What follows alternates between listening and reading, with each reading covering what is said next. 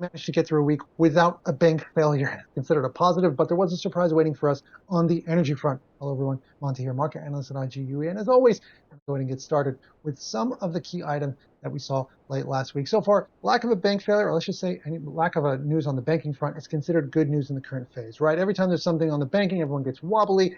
The financial stocks sort of take a hit, and that sort of hurts risk appetite in general. But what we saw is that lack of news last week, that was considered a relative positive. So too, if you take some of the data that we saw last Friday, cherry picking just a little bit, but on the pricing front, US PCE core, which excluding its food and energy, month on month up only 0.3% instead of 0.4%. When it comes to inflation, long story short, whenever you get a reading that's lighter than expected in the current inflationary phase, that means that the central banks don't have to be as hawkish. Central banks don't have to be as hawkish. That's going to aid the risk appetite and sort of help us have a bit more of those risk-on moves. By the way, headline 5% instead of 5.3%. That's a significant positive. So too at its core, from 4.7 to 4.6%. Still above the central bank's target, but if we take that 0.3% month on month and take it across the year, if they can keep these type of readings for the remainder of the year around that level, we're looking at being within what the Fed expects to get by the time we get to December 2020. Now, I'm, again, cherry picking just a little bit. You take a look at some of the other stuff. For example, U of M's consumer sentiment reading dropped to 62, not a good number. Their 5-year consumer inflation forecast, notch higher, but when it comes to the 12-month, crucially, dropping from 3.8 to 3.6%. It's not long ago that it was above 4%. So this is considered a positive. And of course, that when it comes to stock markets, a positive first quarter finish, 2 consecutive quarters of gains. That's obviously going to be a plus when it comes to those that are risk on, looking for an excuse to go risk on when it comes to the financial markets. But there was that surprise on the energy front, and that's OPEC Plus announcing surprise output cuts of over 1.1 million, Russia extending its voluntary 500,000 until the end of the year, and that's on top of the 2 million that was already agreed upon prior. So you're looking at over 3.6 million barrels out. And just want to go ahead and pull up IG's trading platform. We're taking a look here at oil, or WTI, I should say, US oil on our platform, and you can see that oil prices gapping higher. So the negative on this front, I mean, it's positive, by the way, for our traders because they were holding majority buy bias. So too when it comes to institutional sentiment, which I'll pull up on the report in just a moment. But while it's positive for traders, you'll see that why is that it kind of led to a bit of a dent to risk appetite on some of the products, and that's just because the expectations that if we're looking at higher oil prices, that means potentially slightly higher pricing and inflation, and that means that the Fed has to be a bit more hawkish for a bit longer. And so instead of being 50-50 or on the fence when it comes to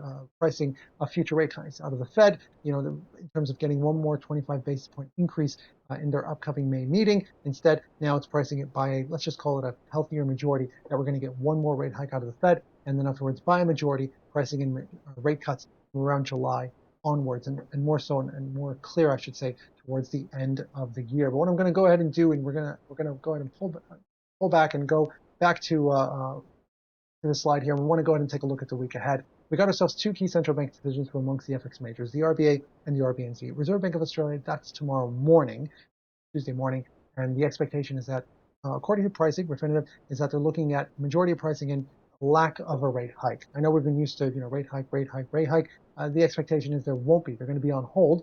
There is a decent portion pricing in that there's going to be an increase, and that's why you might have seen in some places you go, well, hold on, I've seen that they're expecting a rate hike.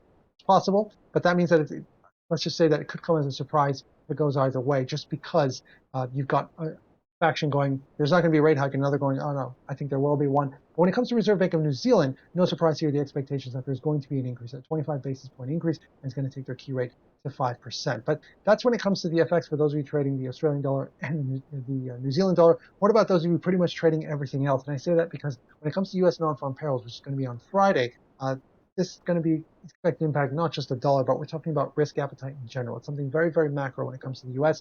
It's something the Federal Reserve no doubt going to be noting, and the expectation is that we're going to get another month of growth. I pulled up all the numbers here from September through March, and the expectations we're looking at a roughly 240K reading, the unemployment rate to remain on hold at 3.6%. Leading up to it, though, I know we've got manufacturing data today, PMIs, we've got services PMIs on Wednesday, but generally you can expect that the focus to kind of shift towards the U.S. labor market. We got job openings tomorrow. It's been besting estimates for quite some time. ADP's non-farm estimate on Wednesday. The weekly claims, both the initial as well as continuous claims, which initial claims still sub 200K.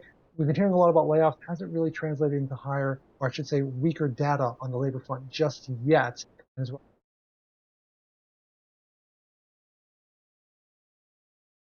quickly, and I just want to go ahead and pull up crude. In this case, as I mentioned, they were holding majority buys. It was extreme buy 82% at the start of last week. It's down to 59%. Last I checked, after the gap higher and stuff, it dropped to as low as 54%. Again, traders are trading this, of course, so you are going to see those sentiment readings change a bit. But let's just say this move was a boon for them. The technical overview was bear average for quite some time. It was averaging lower, but not necessarily trending lower. So I don't call it a bear trend or stalling bear trend. I like to call it bear average, in the sense that we get average lower readings, but you want to be very, very cautious before you want to sell against any sort of gains, especially if these losses that we saw over here, a few weeks back, that had to do with financial, more had to do with what was happening in financial news on the banking front, and less to do with supply and demand on the energy front. COT speculators, by the way, institutional sentiment, their positioning, they've been pulling back. They were over 80% for quite some time. They pulled back to around 67% a couple weeks back, and last week's positioning, as of last week, I should say, before we got this, rose back up to 73%. They're not in extreme buy territory, but still very much in heavy buy territory. And with that in mind, I want to tell you guys good luck. The link to this report is in the description for those of you who want to look at all the products. We got FX, commodities, indices, as well as Bitcoin for those of you trading cryptocurrencies and the week ahead. So with that in mind, thank you guys so much. Good luck and happy ticks.